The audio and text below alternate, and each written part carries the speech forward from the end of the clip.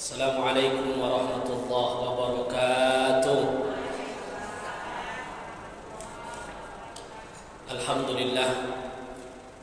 Alhamdulillahillazi arsala rasulahu bil huda wa dinil haqq liyuzhirahu ala dinihi wa kafa billahi shahida.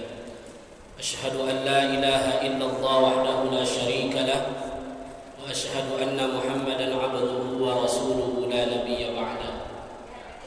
Rabbi israh li sadri wa yassir li amri wahlul 'uqdatam min lisani yafqahu qawli.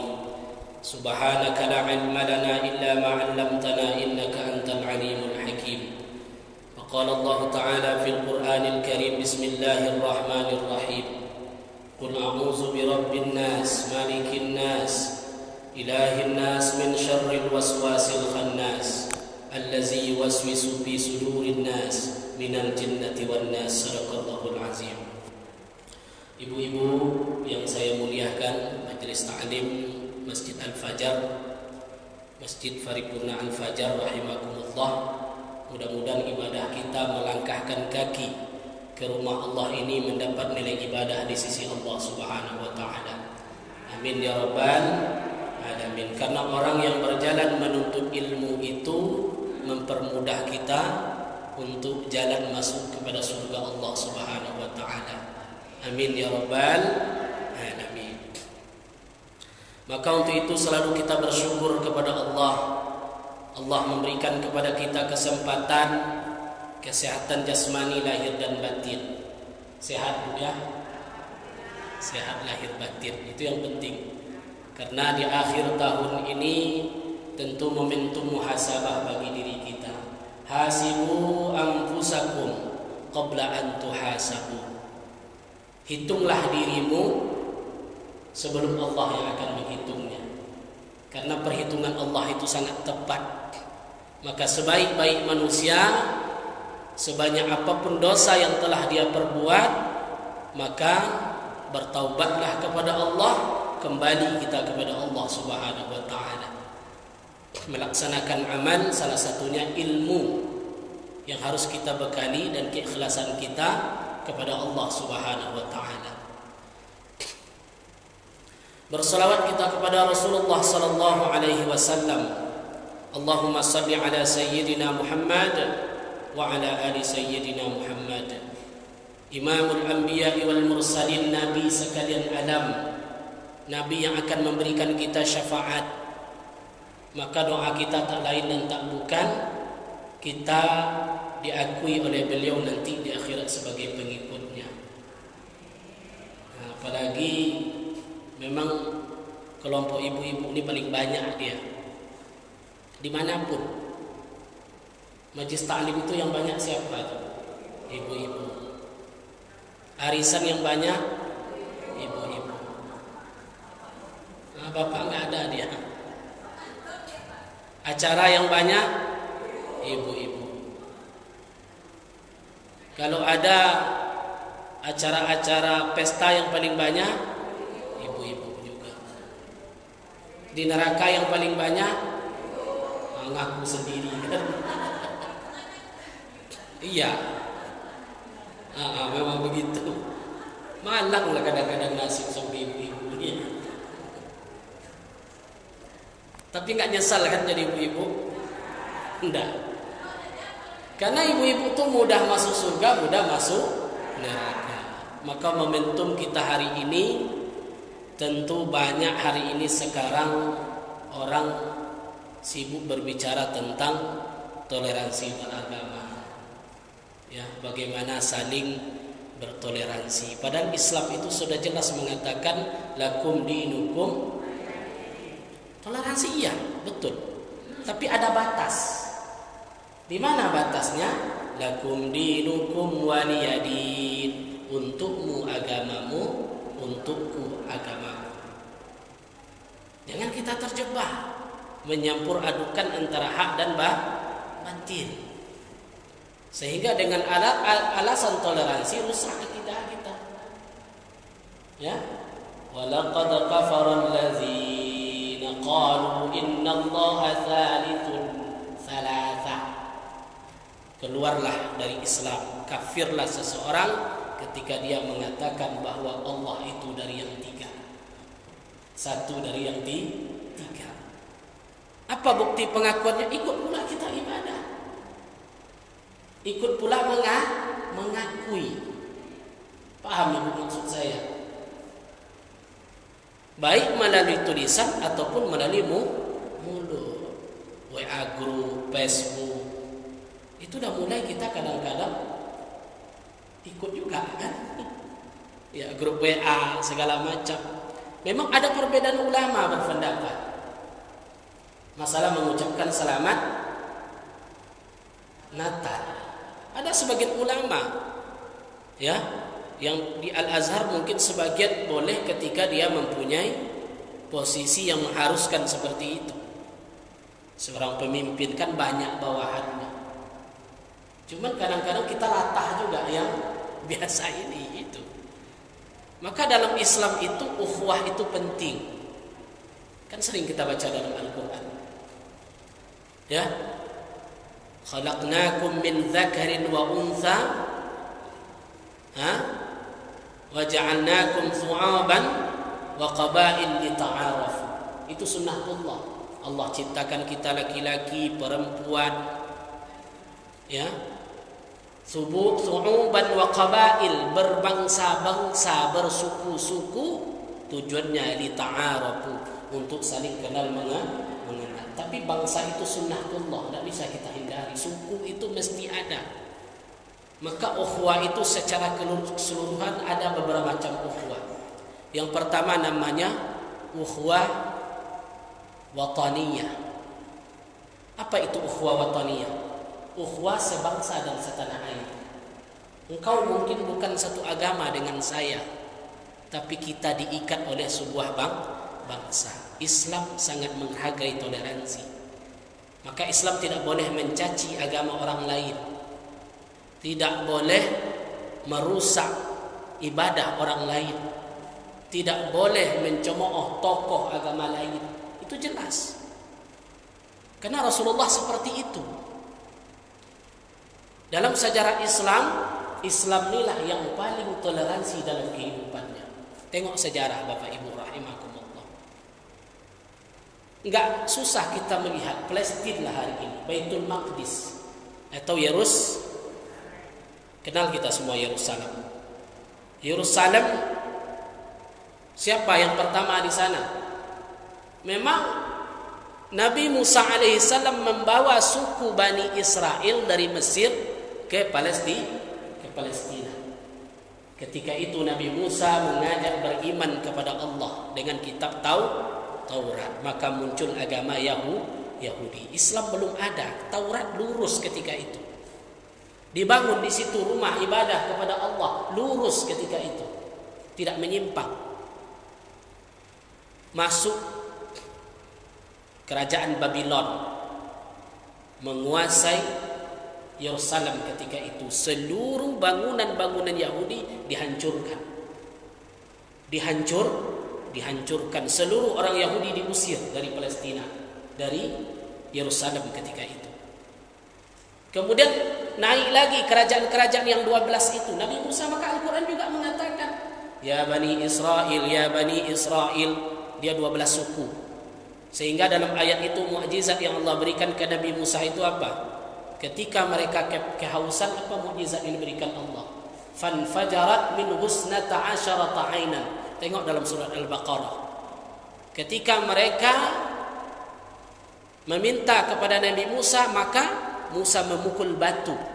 Maka keluarlah dari batu itu 12 mata air. Sesuai dengan suku-suku Bani Israel. Supaya mereka jangan berkelahi. Jadi satu suku dapat mata air sampai 12. Kemudian datang lagi kerajaan Romawi. Kerajaan Romawi dikuasai lagi Yerusalem, lebih parah lagi. Dihancurkan semuanya.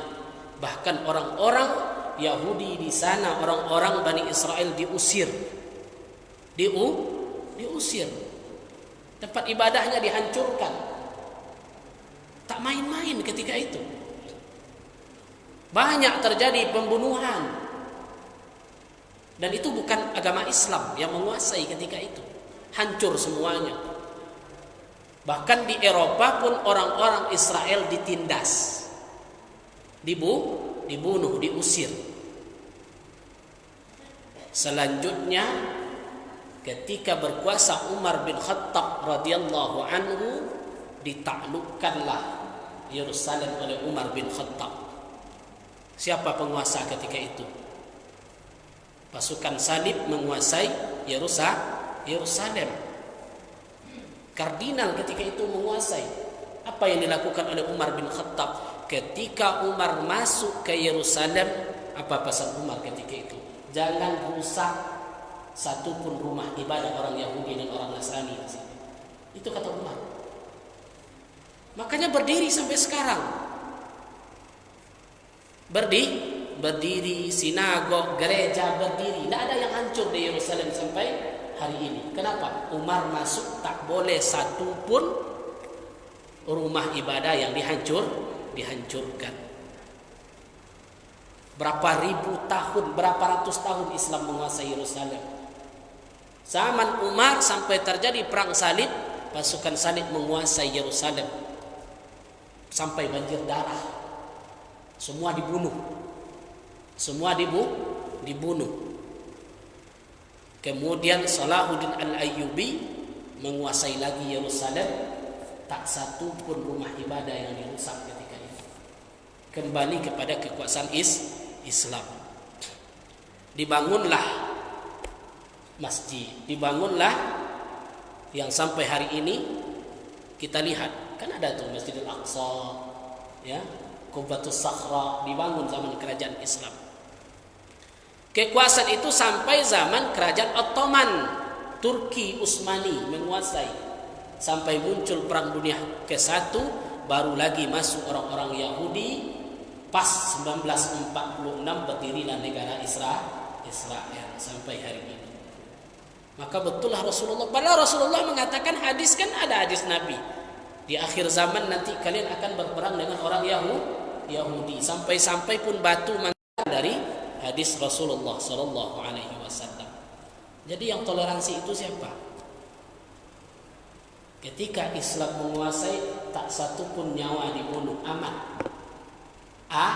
Aman. Silakan beribadah. Umar menguasai, silakan beribadah. Maka ukhuwah di sini, apalagi di Indonesia kini, kita kenal dengan ukhuwah wataniyah. Saudara sebangsa dan setanah air. Tidak boleh kita mengganggu mereka dalam urusan muamalah. Dalam urusan muamalah. Tapi kalau masuk dalam ruang lingkup akidah, tidak boleh lagi. Tidak boleh kita masuk. Sedangkan siapa? Hasan Al-Basri. Dia bertetangga dengan orang Nasrani. Kan di Arab itu kan rumah itu bertingkat-tingkat. Ada yang di atas, ada yang di bawah. Hasan Al-Basri rumahnya di bawah. Tetangganya rumahnya di atas. Mereka saling memberi, saling bertegur sapa, saling bertetangga, saling gotong royong. Kayak kita di sinilah, ada yang tetangganya Nasrani di sini. Ada. Baik kan kita enggak? Saling baik. Masya Allah, itu gambaran dari agama kita. Rahmatan, saling kita berbuat baik. Bahkan daging kurban pun boleh kita berikan kepada mereka. Begitulah Islam. Ketika ada saudara Nasrani kita yang susah, boleh kita membagikan daging kurban. Syaratnya kurban sunnah, bukan kurban wajib. Boleh. Maka Hasan Al-Basri ini lama dia tidak bertemu, tak nampak sama saudara yang Nasrani tadi. Di mana Hasan Basri? Sudah seminggu, 2 minggu gak muncul. Akhirnya dia datang ke rumah Hasan Al-Basri. Assalamualaikum. Datang ke rumah Hasan Al-Basri, bertanya kepada anaknya, di mana Hasan Al-Basri? Dia lagi sakit, dia dalam kamar. Datanglah Nasrani tadi ke dalam kamar Hasan Al-Basri. Dia tengok air menetes dari atas rumahnya. Apa kata orang Nasrani tadi? Hai Hasan Al-Basri, air ini apa yang menetes dari atas? Enggak tahu, kata Hasan Basri. Kami tidak mempersoalkan. Dia tampung pakai ember. Kami tak persoalkan. Maka orang Nasrani tadi mengatakan, hai Hasan Basri, tahukah engkau ini air yang netes dari kamar toilet kami netes ke kamar engkau. Nah, itu yang menetes-netes tuh. Nah, dia beritahu itu kepada tetangganya tadi. Akhir Nasrani tadi bertanya, wahai Hasan Basri, sudah berapa lama engkau merasakan hal seperti ini? Jawabannya apa? Isruna sana, baru 20 tahun.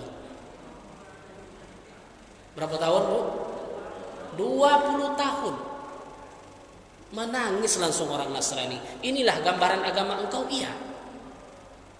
Sangat menghargai tetangga, meskipun tetangga kita itu bukan seagama. Maka dapatlah Nasrani tadi hidayah. Kalau begitu Islam itu, maka saya pun akan masuk ke dalam Islam itu hari ini. Ini bukan Nasrani tetangganya, tapi sepupunya. Masuk daun-daun mangga tuh ke sana kan. Tuh tolonglah, banyak itu. Pas berbuah mau juga dia. Pas berbuah mau, diambilnya juga, tapi pas sampahnya masuk, hebohnya bukan main. Ada enggak yang seperti itu? Nah, ini banyak ya. Maka saling tenggang rasa. Inilah saling tenggang rasa. Maka ada istilah namanya uhwah wataniyah, persaudaraan dalam sebangsa. Yang kedua ada namanya uhwah islamiyah. Uhwah islamiyah, persaudaraan sesama muslim. Bagaimana itu Ustaz? Ada 6. Ada berapa? Ada 6. Haqqum muslim alal muslim sittun. Hak muslim di atas muslim itu ada 6. Ini yang perlu ibu ingat nih. Ada berapa haknya, Bu? Ada 6. Yang pertama apa? Iza laqaituhu fasallama. Apabila ketemu ucapkan salam. Bukan hello. Halo. Tidak ada assalamualaikumnya. Atau langsung wirid kita, Bu. Tidak ada salamnya. Padahal itu hak sesama muslim. Iza laqaituhu fasallama. Apabila ketemu maka ucapkan salam. Kira-kira ibu pulang ketemu suami ucap salam enggak? Iya. Oh, masuk rumah ya. Maka Nabi menganjurkan fafsahus salam, sebarkanlah salam. Pas ketemu assalamualaikum. Adem kita jadi. Kalimat itu saja mau emosi tidak jadi emosi itu. Ya, ibu tuh dari tadi lagi meracau di rumah tuh kan, kesal dia sama suaminya. Tiba-tiba suaminya pulang, assalamualaikum bundanya. Hilang itu kan semuanya. Itulah dahsyatnya salam itu. Tenang kan tak mungkin. Assalamualaikum. Apa? Kan langsung begitu tidak mungkin itu jawabannya. Tapi coba kalau nggak salam gitu. Nah, dan itu hak. Iza laqaituhu fasallama alaihi. Kalau ketemu bersalam. Itu hak. Karena salam itu mendoakan kita selamat. Yang kedua, iza da'aka fa'ajibu. Apabila diundang maka penuhi undangan saudara kita. Kecuali ada halangan, ada maslahat atau ada yang lain. Ya. Diundang kita, ya. Apalagi undangnya undang makan. Itu ada halangan namanya. Yang jelas tidak ada musabab, tidak ada apa, ketika kita diundang maka penuhilah undangannya. Ketika kita diundang oleh saudara kita sesama muslim maka penuhi undangan. Bagaimana memenuhi undangan tadi? Apabila kita tidak ada halangan. Kalau ada halangan kan dengan izin Allah, maka undangan tadi muncul konsep insyaallah kadang-kadang. Insyaallah itu bukan untuk menghindar. Ya, enggak boleh. Datang besok Bu ya, insyaallah. Kan insyaallah kemarin itu enggak usah datang. Jadi ada semacam tanggung jawab moral kita untuk hadir terhadap undangan tadi. Sudah berapa tuh? 2. Yang ketiga, apalagi izan nasahta, apabila dia minta nasihat maka beri nasihat. Maka Islam itu watawasau bil haq watawasau bis sabr, saling nasihat menasihati. Maka jangan seorang saudara semuslim tidak boleh kita cepat tersinggung. Apa dia itu? Masa saya pula disebutnya la ilaha illallah. Padahal dia, kenapa dia menyebut kita seperti itu? Karena dia sayang dengan kita. Cuman ada etika memberi nasihat, Bapak Ibu sekalian rahimakumullah. Ada etikanya. Gimana caranya? Jangan menasihati orang di hadapan orang banyak. Panggil dia. Ya. Jangan diamkan. Ketika orang tidak mau menegur sapa ibu, kita tidak tahu. Tiba-tiba ibu tadi tidak mau menegur kita, entah apa salah tak. Kita nggak tahu kadang-kadang kan. Pas ketemu kita, dia langsung mukanya masam, cuek. Ini ada apa? Kita tidak paham kadang-kadang. Maka temui dia, berikan nasihat. Tabayyun, minta penjelasan. Apa sikap saya yang salah?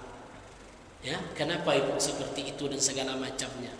Maka saling nasihati. Itu merupakan hak juga sesama muslim. Ketika dia salah, boleh kita sebut dengan cara yang baik, dengan cara yang bijak. Ya. Cuma kadang-kadang kita nih pantang untuk dinasihat. Inilah manusia kadang-kadang.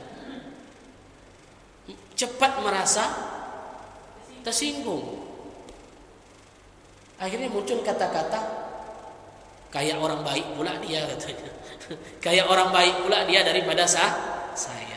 Maka Nabi mengatakan, para ulama mengatakan, unzur ila ma qal wa la tanzur ila man qal. Lihatlah apa yang dikatakan, jangan lihat orang yang mengatakan. Jadi konsep nasihat itu Bu. Meskipun anak kecil, lihatlah apa yang dia katakan, jangan lihat orang yang mengatakan. Selama pesan itu baik, maka masukkanlah ke dalam hati kita. Sudah berapa? 3. Ini persaudaraan sesama muslim. Yang keempat, iza atasha, apabila dia bersin, fahamidallah, maka ucapkanlah alhamdulillah.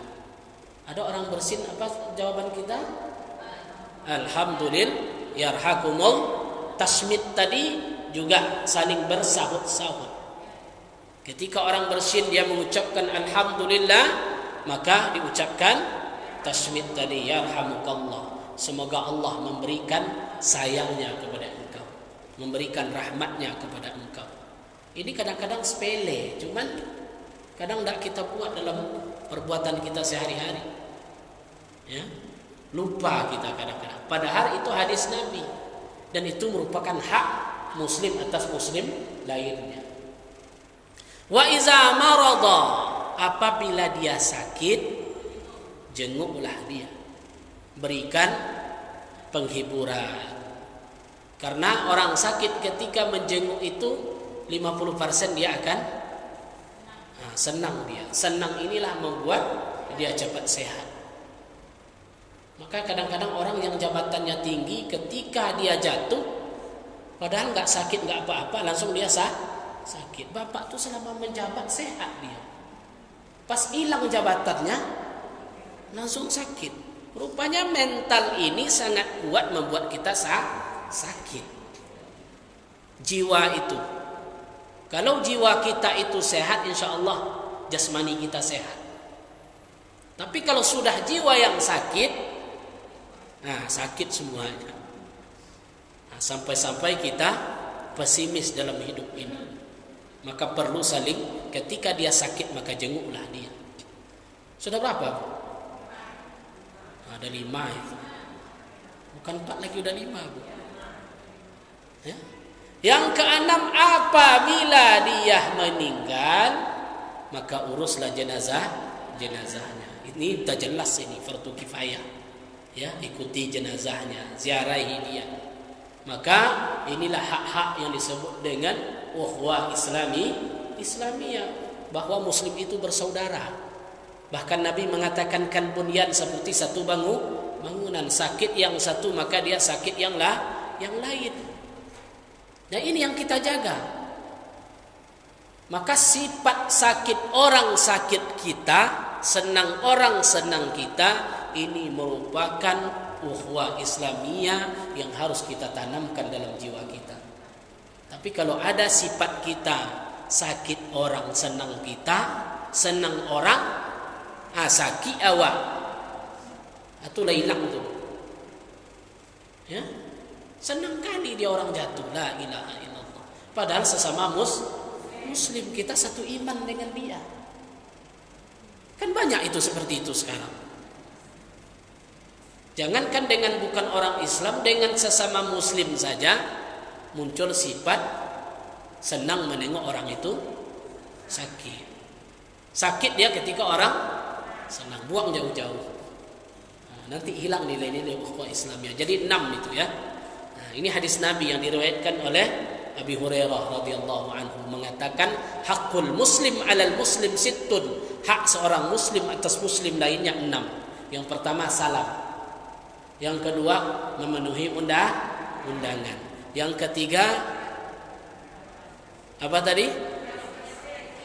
Saling memberikan nasihat. Yang keempat membalas dia bersin. Yang kelima menjenguk orang sakit. Yang keenam mengurus jenazah. Hak-hak inilah yang perlu kita tanamkan dalam kehidupan kita. Dan semua ini adalah hablum minan, penting. Ini semua hablum minan nas, maka kita tidak boleh. Sosial kita itu penting dalam kehidupan ini.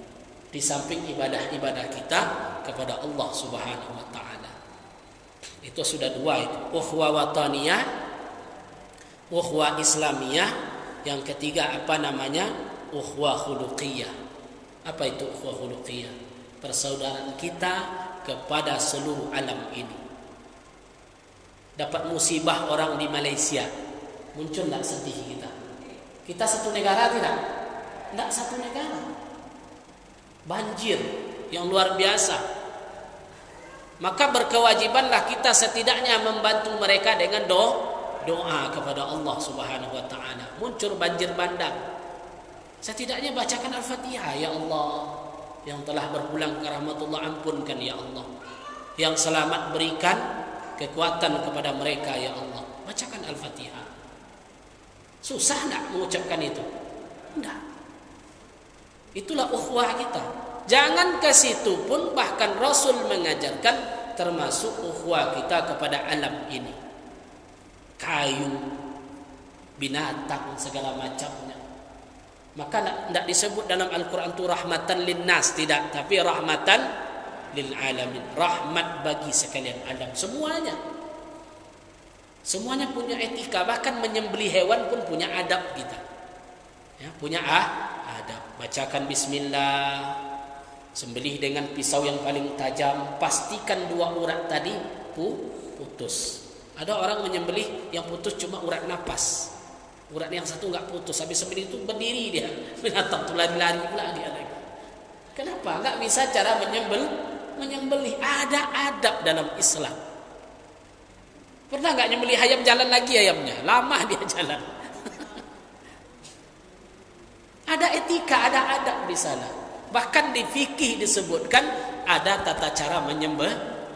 Sederhana sekalipun dibahas sejauh-jauhnya. Adab, bahkan sampai adab di toilet pun dipelajari dalam Islam. Tak boleh berdiri, tak boleh minum berdiri. Sampai hal detail sekali. Disebut dalam Islam. Inilah yang disebut dengan ukhuwah khuluqiyah. Bagaimana kita memberikan persaudaraan kepada semua makhluk yang ada di muka bumi ini. Maka ibu-ibu rahimakumullah, disinilah lengkaplah bagaimana Islam itu mengajarkan tata cara kehidupan dalam kehidupan kita ini, bermanfaat di dunia dan menang kita di akhirat di hadapan Allah Subhanahu wa taala.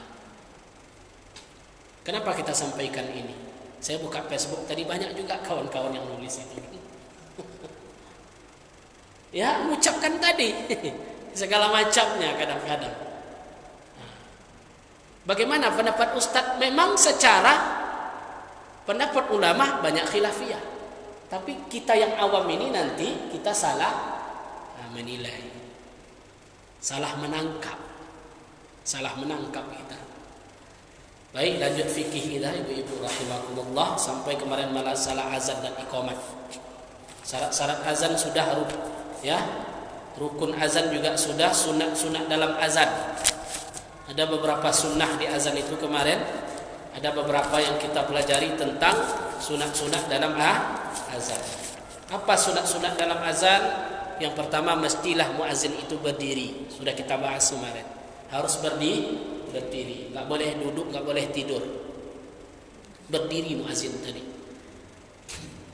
Yang kedua, menghadap kiblat. Azan dalam keadaan menghadap kiblat. Enggak boleh membelakangi kiblat. Yang ketiga, memalingkan wajah ke kanan ketika mengucapkan hayya 'alas shalah.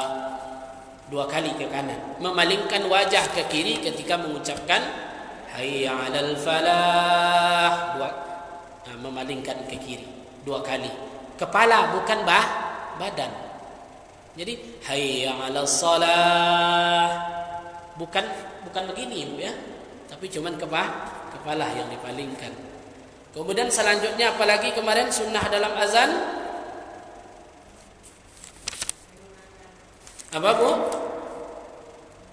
Meletakkan tangan di telinga dia supaya bunyi azan itu keras dia. Keras.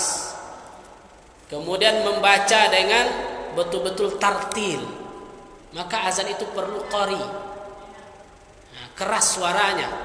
Suaranya mesti keras dan dia qari, bacaannya harus bagus, makhrajnya dan segala macamnya.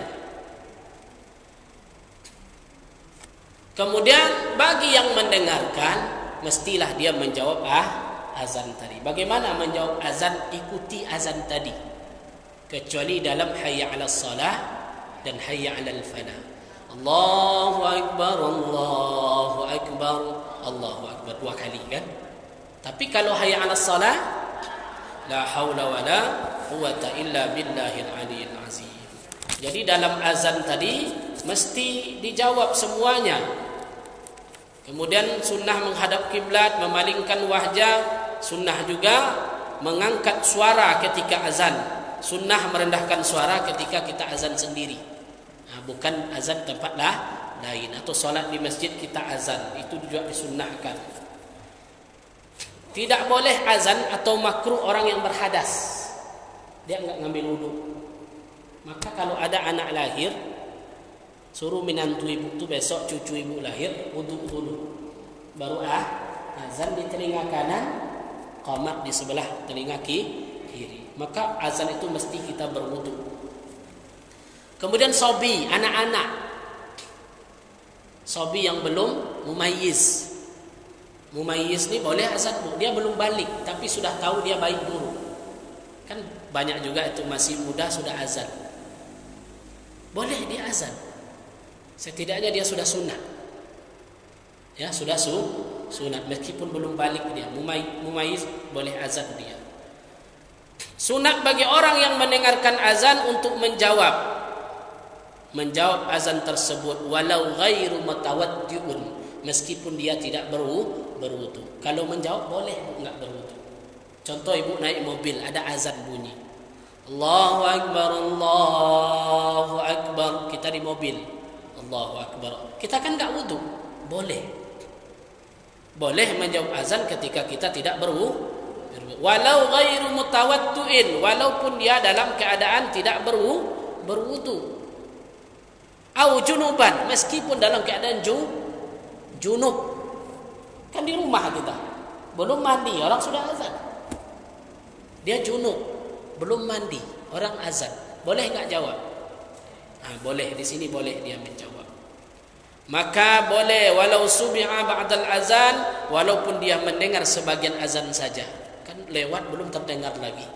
Pas lewat tadi dengar apa? Hayya 'alas shalah. Langsung jawab la haula wala quwata illa billah. Meskipun yang dengar sebagian azan. Jadi dimanapun kita, maka sunat kita menjawab azan tadi. Meskipun di jalan,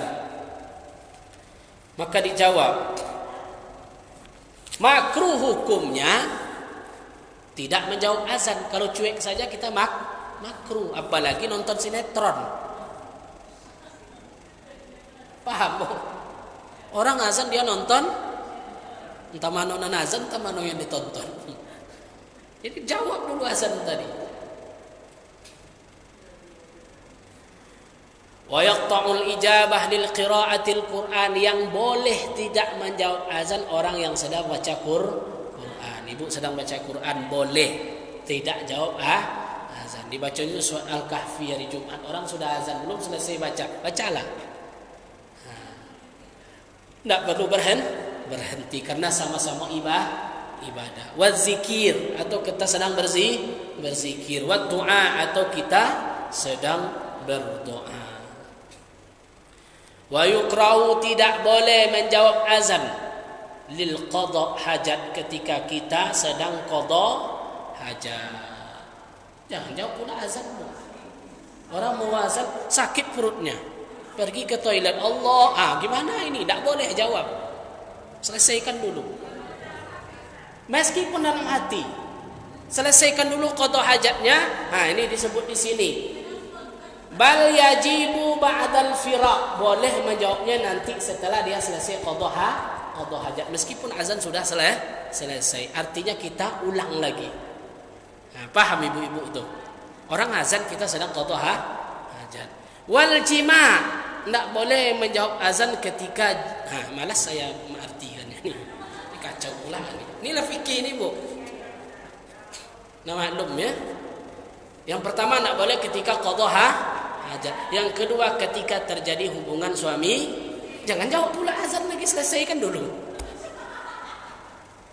Ya. Kan macam-macam manusia ini kadang-kadang kan. Ya. Ya azan itu kita enggak ingat waktu, enggak tahu waktu azan. Tiba-tiba terjadi hubungan azan masjid. Jangan jawab pula lah. Selesaikan aja dulu, ini kita ini paham dia. Selesaikan saja dulu, setelah selesai baru jawab azan. Ini fikih ini beginilah. Kadang-kadang susah kita mengucapkannya. Apalagi kalau ada saya bimwin namanya, bimbingan perkawinan. Kan ada bimwin itu, setiap nikah ada bimwin. Saya sering ngasih materi. Yang hadir semua tuh calon suami, calon istri. Yang kita kaji seputar inilah. Semua dibongkar di situ. Kenapa? Karena hukum. Karena hukum fikih ini tidak boleh kita tutup-tutup. Kalau ditutup-tutup nanti tidak sampai setengah-setengah. Kenapa sampai setengah-setengah? Akhirnya apa yang terjadi? Berdampak kepada keharmonisan hubungan suami istri. Saya tanya lah ibu, haram melakukan hubungan ketika perempuan haid. Semua ulama sepakat haram melakukan hubungan suami istri ketika haid. Haram nggak tidur dengan suami? Justru berdosa dia nggak mau tidur dengan suami. Bingung dia. Kan kacau juga itu. Ketika suami ingin, apa solusinya? Suruh dia pergi pak, katanya sebagian. Usir dia, suruh sabar. Nggak bisa dia tidur sampai pagi. Kan? Gimana? Boleh nggak? Kan bingung ibu. Karena ini konsultasi yang datang sampai mereka berkelahi bu, gara-gara ini. Sampai terjadi cekcok. Datang ke kantor nangis-nangis. Kenapa bu? Itulah Pak Kua katanya. Suami saya tuh congok katanya. Congok sama siapa bu? Saya bilang kan. Sama ibu. Bagus saya bilang. Yang takut kita congok dia sama orang lain. Terus itulah Pak Kua katanya kan. Saya haid, dia minta. Jawaban saya itu aja. Kok nggak ibu kasih, saya bilang. Kok nggak ibu kasih? Tapi haram. Itulah ibu nggak paham, saya bilang. Karena ini ada hadis Nabi. Bertanya, ya Rasulullah gimana? Boleh kata Nabi, illa nikah, kecuali nikah. Ulama sepakat nikah nih maknanya farjun. Ya, kelamin, maaf, perempuan. Itu yang tidak boleh, yang lain boleh. Tidak satu jalan ke Roma. Kalau dia paham sampai pesan kita nggak bentrok dia itu. Ini kan sederhana. Tapi kalau tidak disampaikan kepada nasihat-nasihat pernikahan, itulah yang terjadi. Karena sudah terjadi. Oh gitu ya Pak Kuaya, ulang lagi. Begini persoalan yang terjadi kadang-kadang. Nah ini, dan ini adalah ilmu fikih yang mesti kita ketahui, karena ini ibadah. Kalau nggak diikat oleh pernikahan namanya zina, dosa ketika dia diikat dengan pernikahan namanya ibadah. Masya Allah, semangat nampak ibu-ibu kalau ngaji ini. Jadi tidak boleh ketika qada hajat, ketika jima' tadi, maka tidak boleh menjawab azan. Kapan dia dijawab? Ba'dal firaq, maka boleh dijawab setelah selesai. Maka dengan demikian sebagaimana pula orang yang sedang sholat. Jadi untuk itu kecuali dia langsung sholat, maka boleh dijawab nanti. La liman bihamam, lain halnya orang yang sedang berada di dalam kamar mandi tapi dia tidak sedang qada hajat, atau orang yang terkena najis. Kan kita terkena najis, boleh dia menjawab, ya, boleh dia menjawab. Nah, beginilah hal-hal yang dibolehkan di dalam azan. Sunnah setelah azan itu mengucapkan salawat kepada Nabi sallallahu alaihi wasallam. Ya kan, sunnah bersalawat kepada Nabi Muhammad sallallahu alaihi wasallam. Kan ada doa setelah azan, ada salawat di sana. Tsumma yaqul kullu minhum rafi'an yadai, kemudian dia mengatakan setelah azan tadi, Allahumma rabb hazihi ad-da'wati tammah was salatil qa'imah ati Muhammadanil wasilata wal fadilah wa ba'athu maqaman mahmudan allazi wa'adta innaka la tukhliful mi'ad.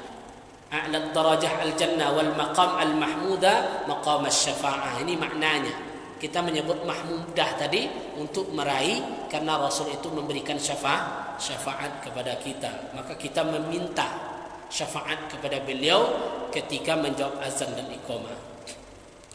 Wa yusannu an yaqulu ba'da azanil maghrib, sunnah berdoa setelah azan maghrib.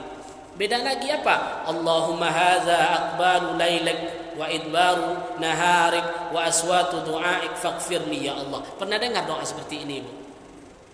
Belum ya? Tapi banyak juga yang baca ini. Ini khusus azan ketika maghrib, karena hari mau ingin malam, maka baca doa ini.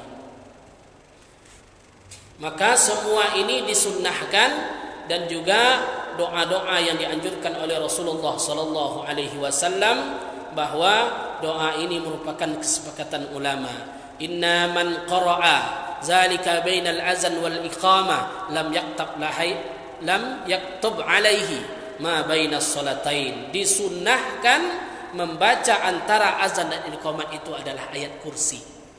Karena ada hadis Nabi mengatakan, sesungguhnya orang-orang yang membaca ayat kursi antara azan dan iqamah tidak dicatat dosa di antara dua solatnya. Di antara dua solat, antara solat maghrib ke solat isya. Kenapa? Dia baca ayat kursi antara azan dan iqamah. Habis doa tadi baca ayat kursi. Ini amalan juga bagi kita, kan tidak susah bacanya. Allahu la ilaha illa huwal hayyul qayyum la ta'khudhuhu sinatun wa la nawm lahu ma fis samawati wa ma fil ard man dhal ladzi yashfa'u indahu illa bi iznihi ya'lamu ma baina aydihim wa ma khalfahum wa la yuhituna bi syai'in min 'ilmihi illa bima syaa wasi'a kursiyyuhu as-samawati wal ard wa la ya'uduhu hifdhuhuma wa huwal 'aliyyul 'azim. Kapan disunahkan baca? Antara azan dan iqamah, baca ayat kursi. Ya, Bu? Setiap azan dan iqamah di sini, antara azan dan iqamah, tapi baca dulu doa setelah azan, baru kita baca ayat kursi. Ya, baru kita salat sunat qabliyah. Kan cukup itu. Ayat kursi pendek bisa dibaca. Aftal Bulqaini, Al-Buqaini ini seorang ulama mengeluarkan fatwa. Seseorang yang selesai berwudu bertepatan dengan selesai azan dikumandangkan, hendaklah ia membaca zikir sesudah wudu, sebab ia sebagai ibadah bersendiri, lalu baru membaca doa setelah azan. Ibu qada hajat tadi, ya. Habis itu ambil wudu, azan selesai, maka doanya dipisahkan. Doa wudu dulu, baru doa azan. Doa wudu hafal kan Bu? Pendek ya. Asyhadu an la ilaha illallah wahdahu la syarika lah wa asyhadu anna Muhammadan abduhu wa rasuluh. Allahumma ja'alni. Ada hafal gitu. Baru nanti baca Allahumma rabbaha dzihid da'watit tammah. Kan sering kita kadang-kadang orang azan datang-datang sakit perut itu sering tuh Bu.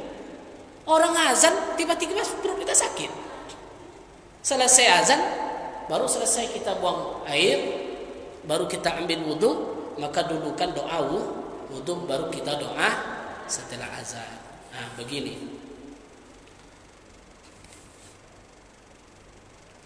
Sebagusnya hendaklah ia membaca 2 syahadat wudu dahulu, lalu sambung bid doa il azan, lalu sambung dengan doa setelah wudu, setelah itu doa setelah azan yang berhubungan langsung dengan Nabi Muhammad sallallahu alaihi wasallam. Karena dua-duanya juga disunnahkan oleh Rasulullah sallallahu alaihi wasallam. Selesai pembahasan tentang azan. Kalau ada pertanyaan silakan. Masih ada yang bertanya, Bu? Ya, Bu, silakan.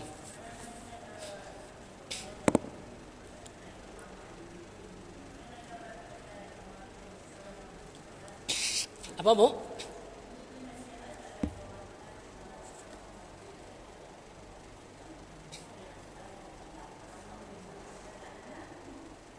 Nggak ada qad qamati sholahnya. Mungkin lupa dia lah. Itu iqamah itu. Iya. Lafaz iqamah. Allahu akbar, Allahu akbar. Iqamah dengan azan itu kalau iqamah kan sekali. Allahu akbar, Allahu akbar. Asyhadu an la ilaha illallah. Bukan wa'ah. Ada pula pakai waw kan? Allahu akbar, Allahu akbar, asyhadu an la ilaha illallah, asyhadu anna Muhammadar Rasulullah, hayya 'alas shalah, hayya 'alal falah, qad qamatis salatu, qad qamatis salah, Allahu akbar, la ilaha illallah. Itu iqamah. Ada qad qamatis salah. Kan qad qamatis salah itu memaknai sungguh kita qad qamat, berdiri lagi untuk salat. Maka ketika itu kita berdiri, dianjurkan untuk berdiri untuk salat. Ada yang lain? Ya, silakan, Bu.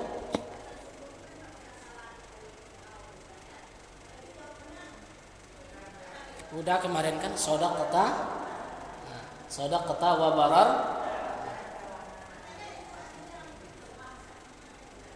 Ini itu fadhailul a'mal, Bu. Ini udah kalau udah ngaji hadis kita, itu kitab hadis kita buka. Kalau ini kitab ini hasil analisa dari hadis-hadis. Meskipun dia dhaif, sebagian ulama boleh untuk fadhailul a'mal, boleh diamalkan.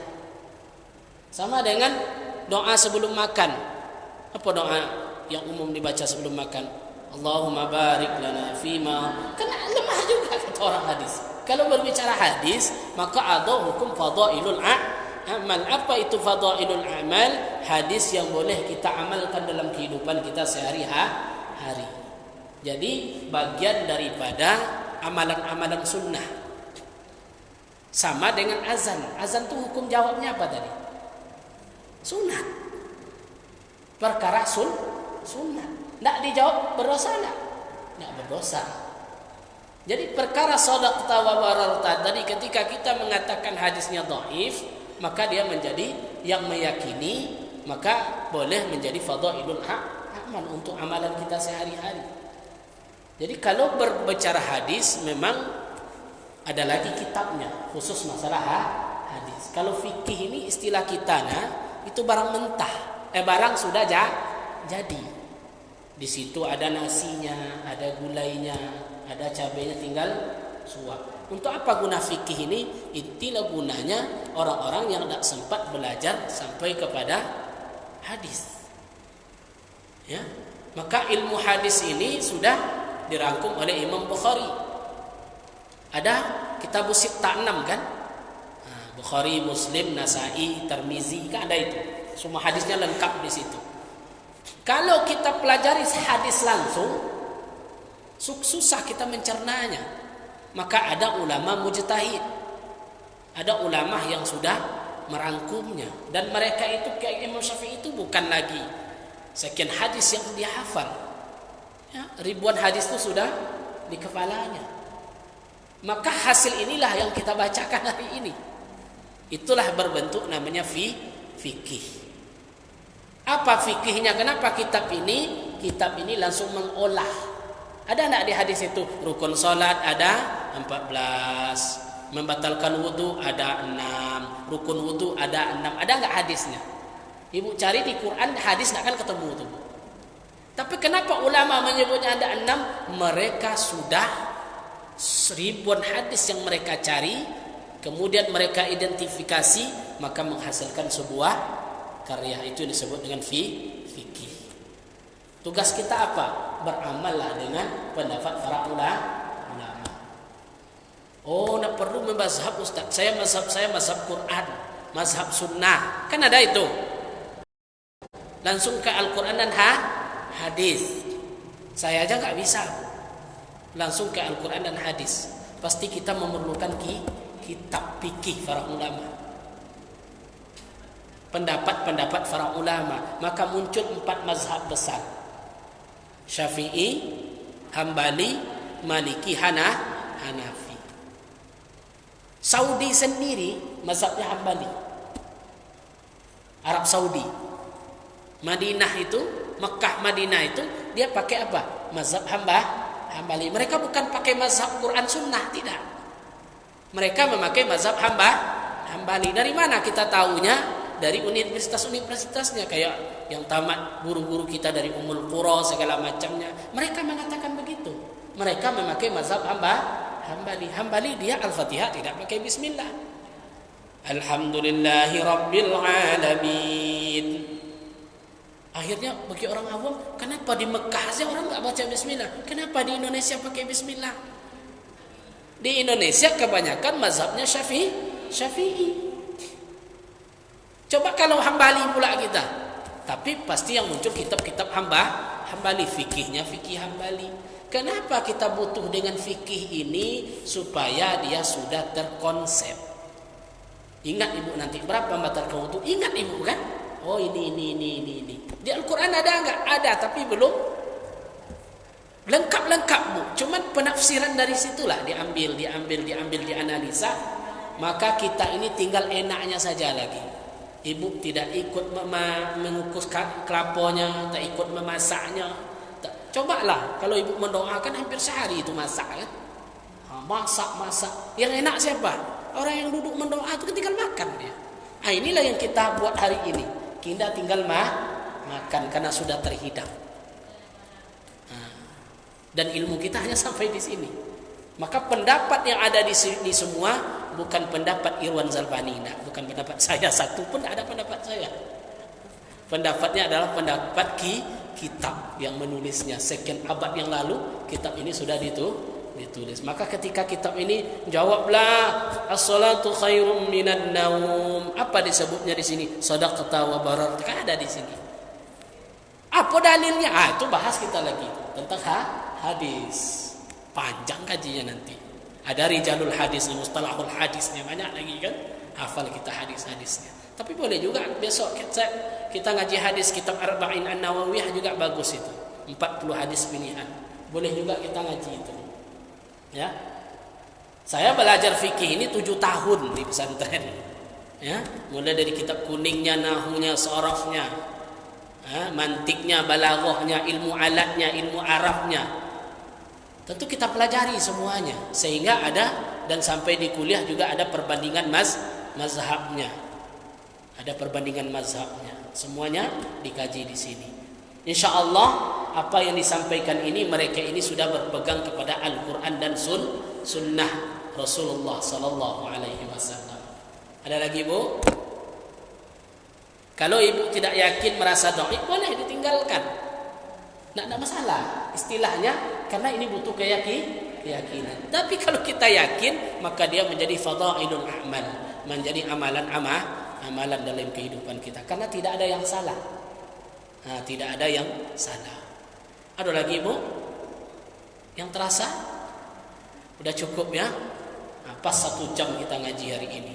Dari jam 4.30 sampai 5.30. Mudah-mudahan barakah, diberkahi oleh Allah Subhanahu wa taala. Ala hazin al-Fatihah.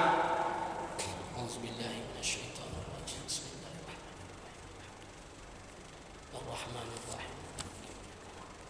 Shiratal ladzina an'amta 'alaihim. Na'udzu billahi minasyaitonir rajim. Bismillahirrahmanirrahim. Alhamdulillahi rabbil alamin wal 'aqibatu lil muttaqin. Wassalatu wassalamu ala asrafil anbiya'i wal mursalin wa ala alihi wa sahbihi ajma'in. Allahumma lakal hamdu wa ilaikal mustaka wa bikal mustaghath wa antal musta'an wa la hawla wa la quwwata illa billahil aliyyil azim. Allahumma arzuqna 'ilman nafi'an wa rizqan tayyiban wa 'amalan mutaqabbalan ya Allah ya rabbal alamin. Allahumma ighfir lana dhunubana ولوالدينا ولمعلمنا ولمشايخنا ولأجدادنا ولمرشدنا ولجميع المؤمنين والمؤمنات والمسلمين والمسلمات برحمتك يا أرحم الراحمين.